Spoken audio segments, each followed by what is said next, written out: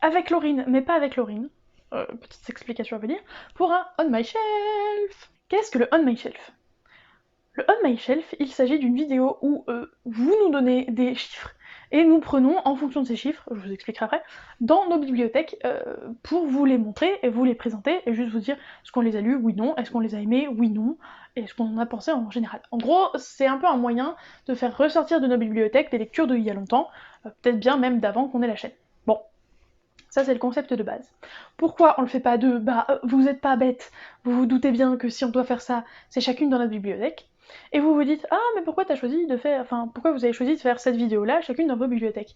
Bien, il se trouve, braves gens, que j'ai chopé le Covid. Je vais bien, pas de panique, regardez, je suis là. Ouh. Je suis sur la fin, clairement. Théoriquement parlant, je suis plus contagieuse, mais étant donné que on connaît mal son fonctionnement et tout le tralala, moi je préfère prendre des mesures de sécurité et pas voir mes proches. Sauf mon copain avec qui j'habite, évidemment, qui l'a chopé aussi, évidemment. Bref, donc tout ça pour dire que c'était le moyen idéal de faire une vidéo à deux sans être toutes les deux dans la même pièce, juste à côté, avec des masques. Donc voilà, pourquoi du comment. Maintenant, revenons au principe de base de la vidéo. Les personnes nous ont donné 3 nombres. Premier, le nombre de bibliothèques. Est-ce qu'on doit prendre la bibliothèque 1, 2, 3, 4? Voilà. Ça va jusqu'à 6 en ce qui me concerne. 3 pour Laurine, mais du coup, si vous avez dit 4, elle reprend la première. Bref, vous avez compris l'idée. Ensuite, le nombre d'étagères de la bibliothèque choisie.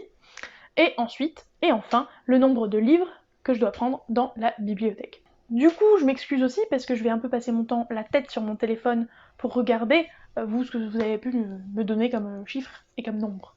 Nous revoici dans la deuxième partie de la vidéo On My Shelf, parce que oui, on l'a séparé en deux parce qu'il y en avait trop et j'ai fait l'erreur de penser que j'avais tout filmé et en fait il m'en manquait pas mal.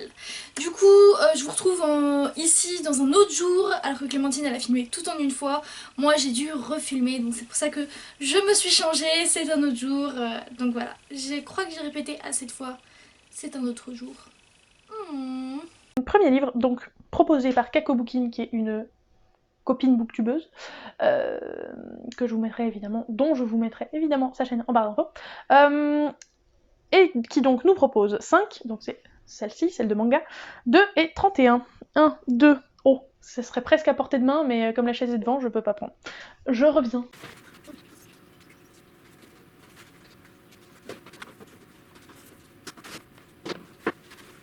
Et pour le plus grand plaisir de Laurine, je vais vous présenter le tome 5 de Princesse Kilala, de Rika Tanaka et Nao Kodaka aux éditions, je ne sais pas, Pika. De quoi est-ce que ça parle? C'est une jeune fille qui rêve d'être une princesse, alors c'est clairement pour les enfants, je préviens, qui rêve d'être une princesse jusqu'au jour où elle va découvrir que il y a un prince qui justement, je sais plus ce qu'il fait exactement, et en plus c'est un tome 5, donc je suis pas sûre que ça m'aide au niveau du pitch, mais en gros ce dont je me rappelle c'est qu'elle va finir par, enfin elle rêve de rencontrer les princesses, elle rêve d'être une princesse, et elle va rencontrer les princesses Disney, alors les vieilles princesses Disney, celles de la première génération et de la deuxième, parce qu'en gros il y a je crois Ariel, Belle, Jasmine, donc ça c'est la deuxième génération, et il y a aussi, je pense, Aurore et Cendrillon. À peu près, ça doit... Il y a Blanche-Neige aussi, je crois. Bref, c'est à peu près ça, vous avez compris le délire. Il y a 5 tomes, c'est une série terminée, c'est très chou pour les enfants, et franchement, moi ça m'avait bien plu. J'avais dû un peu sortir Princesse Cucu pour les lire, mais c'était très sympa. Je suis très contente de finir sur une note très joyeuse parce que c'est un livre que j'ai adoré. C'est Une lueur d'espoir de K.A. Tucker aux éditions Hugo Roman. Donc un livre incroyable, c'est l'histoire d'une fille qui sauve d'un accident de voiture un mec qui s'avère être super célèbre dans le hockey. Et donc elle le sauve et donc ça va faire parler les médias, etc. Parce que du coup elle a risqué sa vie pour lui, tout ça. Puis il y a une romance qui se profile. Et vraiment c'est un livre que j'ai adoré, incroyable. Je l'ai lu il y a 1 an et demi à peu près. Et c'était trop bien. Et du coup j'ai enfin eu pour mon anniversaire là un deuxième livre de K.A. Tucker. Donc j'ai trop hâte de savoir si c'était juste ce livre là ou juste l'auteur qui est incroyable. Ensuite, nous avons Vicky Lecture qui nous propose 3, 4 et 35. Donc 3, c'est cette bibliothèque-là. 4, 1, 2, 3, 4, oh bah c'est la bibliothèque Harry Potter, tiens donc. Et 35, sur quoi ça tombe? Pour des raisons de flemme et des raisons de rangement, j'ai pas envie de foutre le bazar dans mon décor, c'est le Quidditch... Non, même pas. C'est les contes de Biddle le Bard dans leur collection folio, je suis désolée de le dire, la plus moche. mais elle m'a gentiment été offerte par Mathilde, donc clairement je l'aime, mais vu toutes les éditions qui sont sorties après, ils sont sortis plus beaux. Les contes de Biddle le Bard, à lire si vous êtes un fan d'Harry Potter, ça n'a pas grand intérêt je pense si on n'est pas un gros fan d'Harry Potter. Il faudrait que je me les relise parce que clairement ils étaient sympas, mais je me rappelle évidemment que du conte des trois frères, donc faudrait que je me les refasse, mais pas tout de suite, clairement. Voilà. Et c'est évidemment J.K. Rowling, et c'est aux éditions Folio Junior, mais je crois que j'ai déjà dit ça. Puis nous avons bibliothèque numéro 3, étagère numéro 4, livre numéro 35. Donc c'est encore ma palle. Celui-ci je l'ai déjà lu en fait, mais je m'en souvenais plus assez pour vous en faire une revue. Donc je l'ai remis dans ma palle et en fait je le lis jamais. Donc c'est Toxic Love de M.J. Swan aux éditions New Adult. Je sais pas trop ce que c'est l'édition. Il y a un H mais je crois pas que ce soit Hachette. HarperCollins. Donc je me souviens que c'était un truc un peu sombre, une romance un peu sombre. Mais je me souviens plus du tout, c'est pour ça que je devais le relire pour vous donner mon avis. Donc je sais même pas quoi vous dire. Ensuite, Vicky Lecture nous a aussi proposé 5, 2 et 26. Donc 5, on a dit que c'était là, 2, on a dit que c'était là, et 26, on est reparti pour le comptage.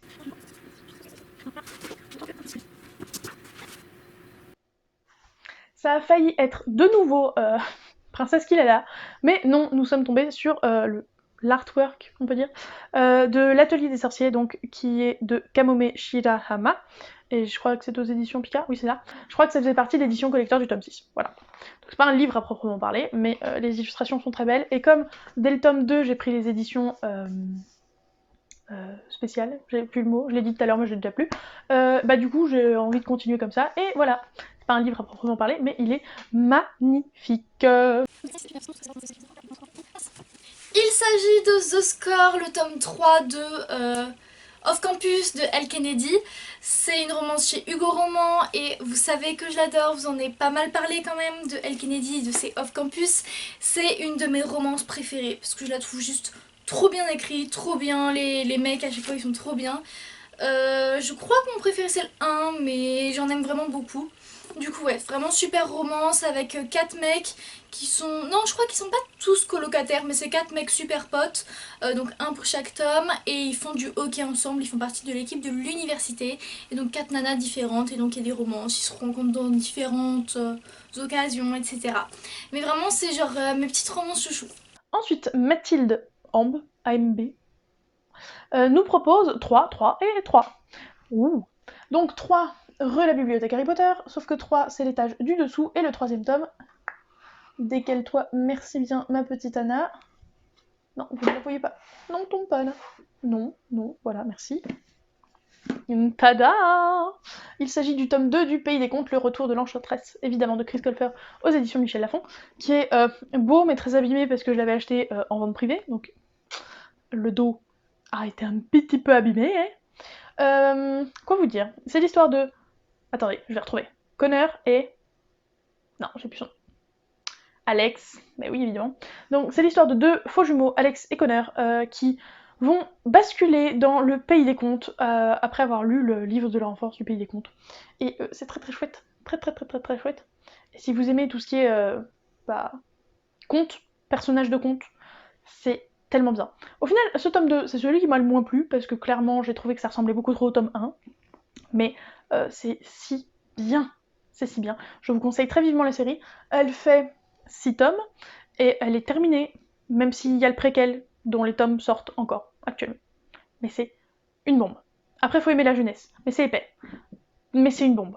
Et moi, je plus sois, Solène, une abonnée plus sois, alors qu'elle a quelques années de plus que moi, pas beaucoup non plus, mais quelques années, et une de mes élèves de CM2 de l'année dernière, plus soyait. Donc vous voyez Voilà, Laurine aussi plus sois, évidemment. Bref, c'est trop bien. Il s'agit encore de Détective Conan parce que j'en ai encore un peu dans l'étagère numéro 3. Donc je vais pas vous en reparler, mais c'est une très bonne idée de mettre 3 fois le même chiffre. De nouveau Mathilde, elle nous propose 5, 1 et 32. Alors 5, toujours là, 1 tout en bas, donc je vais descendre, vous ne me verrez plus, et 32, bah c'est parti. Alors ça date pas beaucoup, mais je suis archi heureuse de vous présenter Les Lumières dans la Nuit, Des Lumières dans la Nuit, pardon, de Lorena Alvarez aux éditions Vent d'Ouest. Alors ce livre est très grand, mais il est surtout très beau. Attendez, je ne peux pas ne pas vous montrer ma planche préférée. Donc je vais chercher ma planche préférée. Mais elle est si belle. Est-ce qu'on peut discuter de ceci pendant que je vous montre? C'est magnifique, non? J'espère que c'est cadré à peu près, mais voilà. On va donc suivre une jeune fille du tout prénom de Sandy, voilà, qui a une imagination débordante et vit dans un monde onirique au possible. Je pense que l'image vous a donné une idée du propos.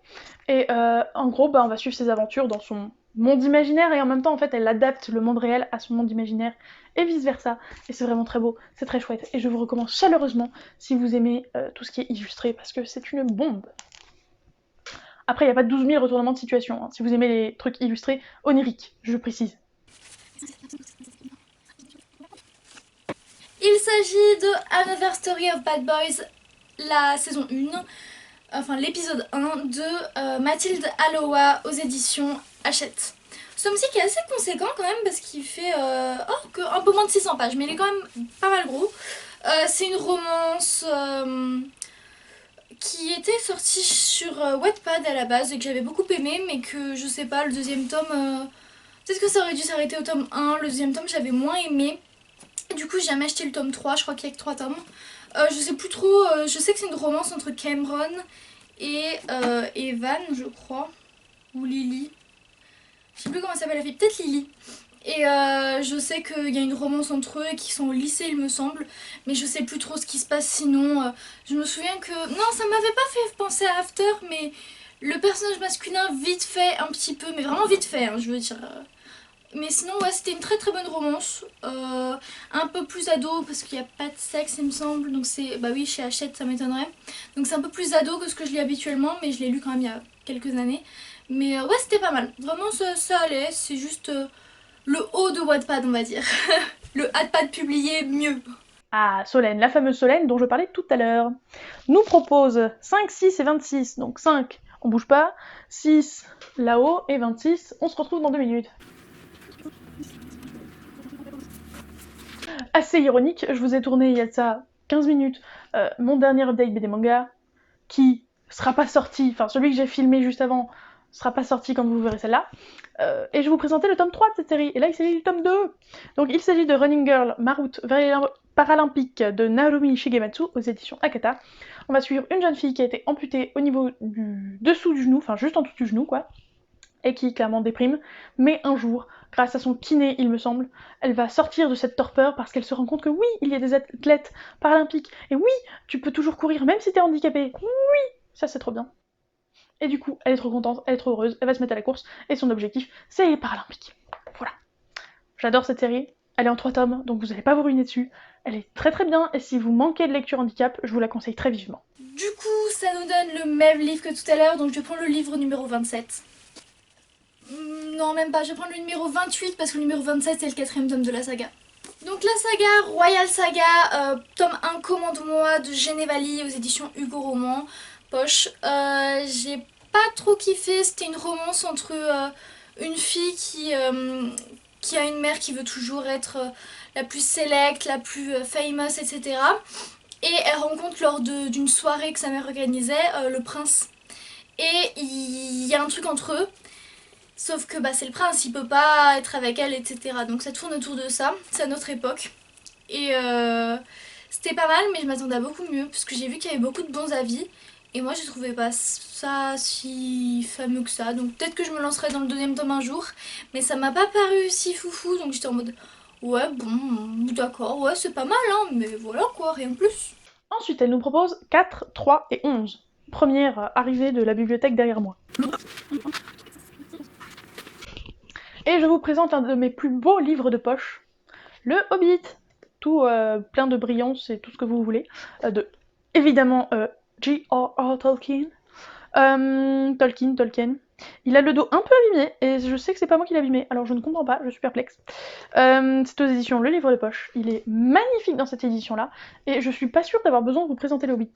Je l'ai évidemment lu, il m'a beaucoup plu, en tout cas beaucoup plus que Le Seigneur des Anneaux, parce que c'est une écriture pour les enfants, contrairement au Seigneur des Anneaux, et ça, on plus soit, parce que clairement, j'avais besoin d'une écriture pour les enfants version Tolkien, parce que certes c'est un conte pour enfants, mais en vrai, vous lisez ça à vos enfants de nos jours, faut qu'ils aient un sacré vocabulaire, je crois, ou alors qu'ils soient accrochés. Parce que je vois pas comment un enfant actuel pourrait apprécier cette lecture s'il n'a pas un minimum de culture.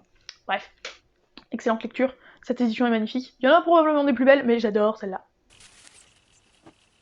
Il s'agit de La vie compliquée de Léa Olivier, le tome 1 perdu de Catherine Girard-Audet aux éditions Cass et Kennes.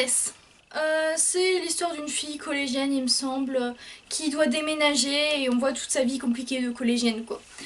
C'est un livre que ma maman m'a acheté pour mon anniversaire ou pour Noël, je sais plus. Et j'étais déjà presque au lycée, il me semble. Donc la petite vie d'une collégienne, voilà. Donc je pense que c'est pas mal pour les collégiens de 11-12 ans. Ouais, 11-12 ans, je pense que c'est pas mal. Pour le reste, sinon, c'est beaucoup trop enfantin. Genre, c'est pas... C'est enfantin, vraiment, quoi. Solène propose aussi 2 de 8, donc c'est un peu hors champ, donc à tout de suite. Je vous présente le tome 2 d'une série dont on n'a jamais entendu parler de la suite, Varum, La colère des abysses, qui est donc le tome 2 de La Déferlante, de Michael Buckley aux éditions PKJ.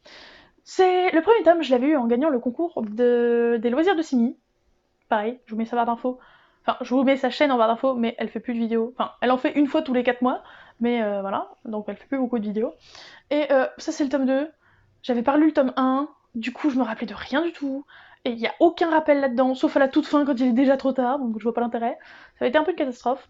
Si le tome 3 sort un jour, je pense que je relirai les tomes 1 et 2 pour me faire une idée de si je veux le tome 3. Mais ça avait été un peu un flop, mais à cause du fait que j'avais pas lu le précédent, donc à voir, c'est un mouef. Pour le pitch, je me rappelle plus.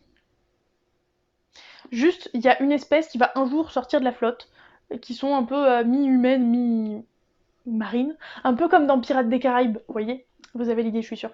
Et bah, elles s'entendent pas très bien entre elles, mais elles vont devoir coopérer, et surtout, je crois que l'héroïne, elle tombe amoureuse du prince de ce peuple-là, un truc du genre. Mais c'est plus fantastique que la romance. Enfin, quoique.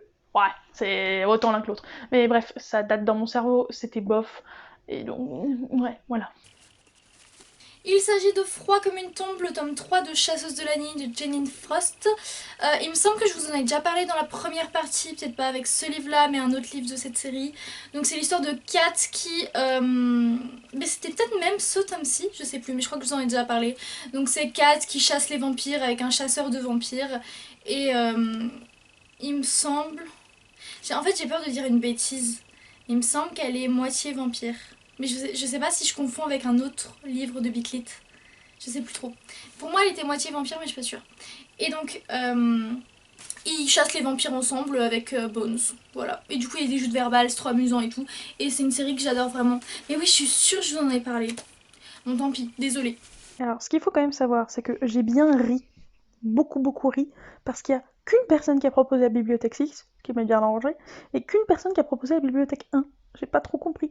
Ça m'a beaucoup fait rire, mais bon, il n'y en a qu'une. Du coup, j'ai qu'un seul livre à vous présenter à la palle, donc j'avoue que je me suis pas emmerdée à me mettre devant cette rikiki bibliothèque avec ma chaise et mon trépied. Ça aurait été hyper galère, sachant que c'est juste à côté de mon lit. Donc, je vous filme ceci un peu à la... Donc Solène nous avait proposé un 4 et 10. Étant donné que je peux pas mettre beaucoup de livres comme vous constatez par étagère, je me suis dit qu'en fait on compterait pour une seule étagère. Alors, attention, je vous montre avec le pied, c'est très subtil. Celle-là et celle-là, vous voyez, genre le prolongement. Oh là là, ce plan est magnifique, on dirait un plan de vlog. Donc elle nous a dit 1, 4 et 10, ce qui fait que ça revient à la rangée tout en haut, enfin aux deux rangées tout en haut en fait. Donc ça et ça, voilà, c'est un plan typique d'un vlog et c'est bien monstrueusement dégoûtant. Là normalement il y a un quatrième livre donc on va le compter parce que ça serait bête de ne pas vous le présenter, mais ça sera ma lecture en cours au moment où vous regardez cette vidéo. C'est pour ça qu'il n'est pas là. 1, 2, 3, le lit fantôme. 4, 5, 6, 7, 8, 9, 10. Il s'agit donc de Positive de Page Roll aux éditions Le Livre de Poche, comme vous le voyez. Toujours son étiquette de prix, comme toujours avant que je lise un livre. Bref, et donc en gros on va suivre cette jeune femme, je vais vous mettre le pitch même, oh là là, quelle folie, qui a le VIH de mémoire et qui raconte son histoire, parce que c'était secret, elle voulait le dire à personne, c'était caché, mais un jour, quelqu'un va le dévoiler pour elle, sans qu'elle l'ait choisi, et donc elle raconte son histoire. Ensuite, la bibliothèque numéro 1, l'étagère numéro 4 et le livre numéro 10. Il s'agit de Je te hais à la folie de Sarah Wolf aux éditions TKJ. C'est le deuxième tome de Je te hais passionnellement. Passionnellement, ouais. Et j'ai tellement aimé le premier tome. C'est une histoire au lycée entre Blake et Jack.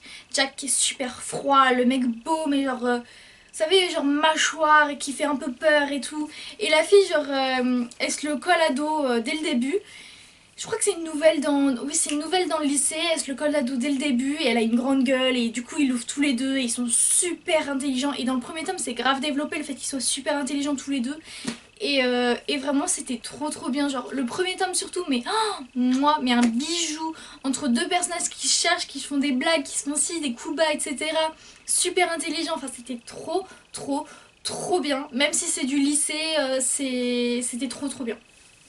Ensuite, dans le club de, j'ai envie de dire 3 fois le même nombre, nous avons lecture d'une pêche, il me semble, je crois, qui propose 5-5-5. Donc 5, c'est hors champ. Peut-être vous allez voir ça. 5 Non, vous voyez pas.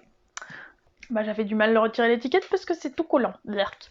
Donc c'est le tome 27 de Food Wars ou Shokugeki no Soma de Yuto Tsukuda et Shun Saeki aux éditions Delcourt Tonkam. Si vous ne le savez pas, je pense que c'est l'un de mes derniers coups de cœur en shonen, clairement. Ou vous savez ce que c'est un shonen, c'est quand en gros il y a des bastons à tout va. Et bah là vous mettez ça dans l'univers de la bouffe et de la cuisine et des compètes de cuisine. Alors autant je n'aime pas manger, oui je sais, ça existe, voilà, je fais partie des rares gens qui n'aiment pas manger, je m'en fous. Moi je mange pour la survie et c'est tout. Là-dedans, je suis au taquet. C'est-à-dire que c'est de la compète, c'est du duel, c'est du oh là là, si lui il gagne pas ce duel, voilà ce qui va se passer, concours de bouffe, enfin bref, trop bien. Il y a aussi l'animé, il était sur Netflix, est-ce qu'il est toujours, je sais pas. Si vous n'avez pas peur de voir des femmes aussi à moitié à poil, parce que dans les shonen c'est souvent le cas, bah là c'est aussi le cas. Si vous vous demandez quel est le rapport entre les femmes à moitié à poil et la bouffe, ils auront réussi à trouver un lien, mais je vous le dirai pas, parce que c'est pas drôle. Bref, c'est une série terminée en 36 tomes, c'est ça, 36 tomes, mais j'ai pas lu les deux derniers parce que je n'ai toujours pas réussi à trouver le tome 35 en librairie. Ce tome-ci, c'est Attachante de Sarah Manning aux éditions Hachette et il m'a été offert par ma meilleure amie il y a quelques années, peut-être en seconde. Donc c'est une fille qui est odieuse, ça se passe au lycée et ils se haïssent avec un mec.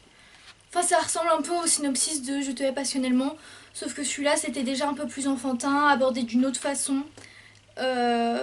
C'était... Je ne garde pas un énorme souvenir. Je sais que c'était pas mal, mais sans plus. Vous n'imaginez pas le bordel qui est actuellement ma bibliothèque, parce que j'ai la flemme de ranger en vidéo. Lecture d'une pêche nous propose ensuite 2, 5 et 45. Pareil, c'est la bibliothèque que vous voyez pas, donc à tout de suite.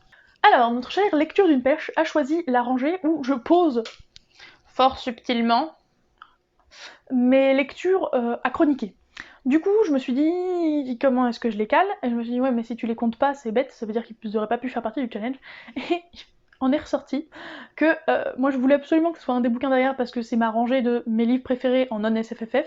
Mais non, c'est tombé sur la toute dernière lecture que j'ai terminée. Si je serais grande, qui est le tome 2 de la saga Joy Morel, le nom de l'héroïne, d'Angelina Delcroix aux éditions Nouvelle Plume chez France Loisirs. Le pitch. Deux jeunes filles voisines ont disparu en 2006, sans qu'elles vivent ensemble. Enfin, je veux dire, elles n'étaient pas ensemble quand elles ont été enlevées. Enfin, non, on ne sait pas si elles ont été enlevées, mais on s'en doute un petit peu quand même. Donc on va suivre l'enfance d'une des deux en 2006, et on va suivre aussi en 2016 une enquête avec Joy Morel, donc, puisque des cadavres d'enfants viennent d'être découverts, au milieu des corps, une survivante. C'est très glauque, donc je ne le conseille pas du tout à ceux qui sont affectés par le glauque, et encore plus si c'est des enfants. Trigger warning, tout ce qui peut arriver à un enfant arrive dans cette histoire, plus ou moins, prend une plus ou moins grande ampleur, mais tout arrive. C'est pas forcément détaillé, mais je pense que ça peut être dur pour certains parents notamment, évidemment, ou personnes qui n'aiment pas qu'on touche aux enfants. Voilà. Moi j'ai bien aimé, mais comme j'ai fini hier, je suis encore un peu bouleversée par cette lecture, donc je peux pas vous dire à coup sûr est-ce que je suis fan, est-ce que j'ai aimé ou pas.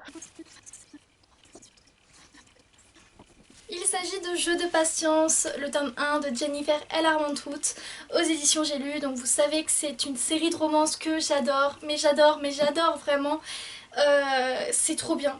Donc c'est de la new romance, mais c'est trop bien. Donc c'est une fille qui a vécu des choses vraiment pas toutes roses, et elle rencontre un garçon, et il y a une romance, et donc elle cache un passé, on sait pas trop quoi, mais c'est vraiment... c'est tellement feel good et bien, et parfois c'est un peu affreux, mais pas tant que certaines romances, et c'est vraiment trop bien. Vraiment la série jeu, si vous aimez les romances, mais lancez-vous à 20 milliards de pourcents. Dernière proposition de lecture d'une pêche qui nous dit 4, 6 et 34. Donc 4, c'est celle derrière moi.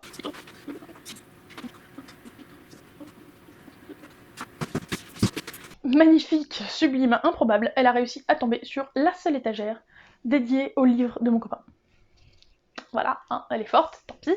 Mais je l'ai lu, alors c'est pas très grave, puisqu'il s'agit du tome 1 de Funérailles, donc c'est une saga spin-off de Freaksquill, pardon, je cherchais mes mots. Et donc c'est de Florent Maudoux, comme Freaksquill, évidemment.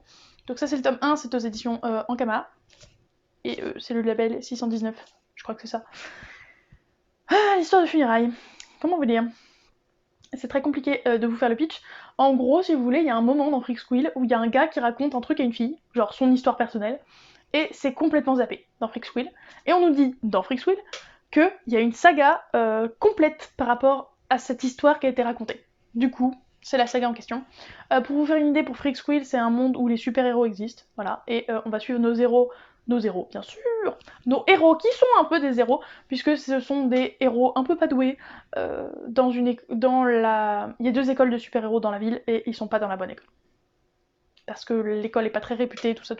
C'est très sympa. Funérailles, je conseille un peu moins parce que c'est très sombre et surtout faut s'accrocher au niveau du cerveau.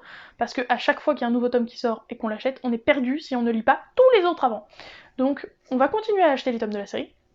Et clairement, on ne va les lire que quand tous seront sortis et la saga sera terminée. Pareil, c'est un livre dont je sais pas si je vous en ai déjà parlé, c'est Un peu jamais à la folie de Hadi Al-Saïd aux éditions Hachette. Je m'en souviens pas énormément, c'était une liste que 2 meilleurs amis ont écrite, c'est la liste des jamais, avec tout ce qu'ils doivent jamais faire. Et je crois que c'est la fin du lycée et ils décident de tous les faire. Donc voilà, c'était un peu un truc feel good où des meilleurs amis décident de faire plein de bêtises, etc. Ça m'a pas du tout marqué, mais je suppose que c'était pas mal. Ensuite, MyBooks 15 propose 3, 2, 45. 3, toujours celle-là. 2, c'est juste là. Mais par contre, 45, il va falloir que je me penche pour regarder.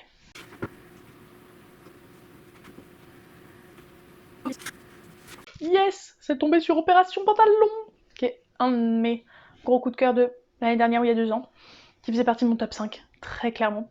Donc Opération Pantalon de Kate Clark aux éditions Robert Laffont dans la collection R Jeunesse. On va suivre Liv, qui théoriquement parlant sur ses papiers officiels s'appelle Olivia, mais c'est un garçon. Et enfin, en gros, c'est biologiquement une petite fille, mais elle se sent garçon et du coup on l'appelle Il. Et Il déteste le fait de devoir, dans son nouveau collège, ou dans son collège tout court, parce que je crois qu'il arrive au lycée, en fait, au collège tout simplement, devoir porter l'uniforme et du coup devoir porter une jupe, alors que c'est un mec. Bref, il déteste ça, et du coup on va suivre toute pas sa quête, mais l'opération pantalon, qui vise à lui permettre de porter un pantalon, alors que, biologiquement parlant, sur les papiers, c'est une fille. Donc j'ai même pas besoin de regarder, c'est l'étagère de Détective Conan. Donc encore un Détective Conan, pas besoin de vous en reparler. Et enfin, dernier livre que je vous présente avant ma pause déjeuner. Oui, je tourne cette vidéo en 2 fois. Ne me jugez pas, merci. 5, 7 et 3, proposés de nouveau par MyBooks 15. Donc 5, 2, 3, 4, 5, 7... Non, 5 c'est là. Oula, moi je suis fatiguée du boulot. 1, 2, 3, 4, 5, 6, 7. On retourne en bas parce que je n'ai pas de 7ème étagère, parce que la 7ème étagère est occupée par les jeux vidéo de mon copain, et ça, vous vous en foutez. Tadam! Un autre cadeau, voyez-vous ça, pour mes 23 ans de ma meilleure amie, 23, 24, je sais plus. Donc il s'agit de Blind Springs de Kadi Fedoruk, je sais pas comment ça se dit. Le tome 1 aux éditions Robinson Millennials. Je me rappelle plus du tout du pitch de cette série parce qu'elle est sortie il y a longtemps. Le tome 2 est sorti il y a longtemps aussi et j'ai jamais vu sortir la suite. Je me rappelle que c'était très embrouillant, magnifique au niveau des illustrations, mais je me rappelle plus très bien. Ce livre-là, il est très bien. Je me rappelle qu'en fait, que l'histoire est perturbante et que du coup, comme un peu Funérailles tout à l'heure, il vaut mieux lire les livres d'affilée. Mais c'est très bien. et c'est très sympathique. Et j'espère qu'il y aura une suite, parce que clairement ça présageait qu'il y aura une suite, mais je sais pas quand elle sortira. Mais c'était très cool, c'était très chouette. Sachez juste que je crois que c'est de la fantasy, avec une princesse humaine, peut-être bien, qui s'est cachée parmi les elfes pendant des années, et il y a un type qui va l'en sortir, alors qu'elle voulait pas spécifiquement. Voilà, c'est tout ce dont je me rappelle. Mais c'est très sympa, les illustrations sont magnifiques, et si le tome 3 sort un jour, évidemment que je me replongerai dans toute la saga pour pouvoir lire le tome 3. Il s'agit du Prince brisé, tome 2 des héritiers de Erin Watt aux éditions Hugo Roman. Donc, vous savez, le premier livre c'est la princesse de papier, très connue, donc c'est une fille qui va habiter chez une famille, je sais plus trop pourquoi, peut-être ses parents ils sont morts, quelque chose comme ça, chez une famille très très riche, bon un peu le cliché, il y a plein de garçons dans cette famille, et du coup il y a les amis, les amours, etc. C'était très très prenant, c'était très page turner, je sais plus comment ça s'appelle quand t'arrêtes pas de tourner les pages et que tu peux pas t'arrêter, c'est pour ça que j'ai acheté les 4 tomes d'un coup. Mais au final c'est pas si ouf que ça et je trouve qu'on en a trop entendu parler pour ce que c'est réellement. C'est quand même il y a de nombreuses années que je l'avais lu. Hein. Et voilà, c'en est fini pour cette vidéo, mais j'ai décidé de, parce que j'en ai pas beaucoup, peut-être que Clémentine aura rajouté du coup des vidéos de la dernière fois, enfin des passages de la dernière fois pour faire un peu plus, mais j'ai décidé de faire une petite particularité, voilà, Clem elle s'en rendra compte au montage, mais je vais donner mes chiffres à moi. Donc sans réfléchir, 1, 5, 8. Voilà, j'ai lancé les premiers trucs qui me venaient en tête. Donc 1, 2, 3, 4, 5, 6, 7, 8. Il s'agit de Embrasser comme une déesse, tuto numéro 1 de Brianna Hershram aux éditions Lumen. Et j'ai craqué parce qu'il est absolument magnifique, voilà. Donc je l'ai pris chez Giberjeune il me semble, parce qu'il était tout simplement trop beau.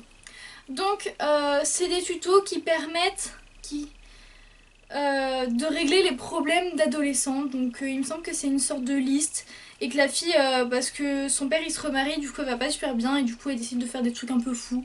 Et on a toutes ces épopées on va dire de lycéennes il me semble. Donc c'était pas mal, mais voilà, c'est un peu le truc adolescent, sans plus, qui est pas mal, qui est bien quand on est dans le mood, genre quand on est en seconde, en troisième, tout ça c'est vachement bien. Mais c'était déjà plus trop le mien, mais c'était pas mal.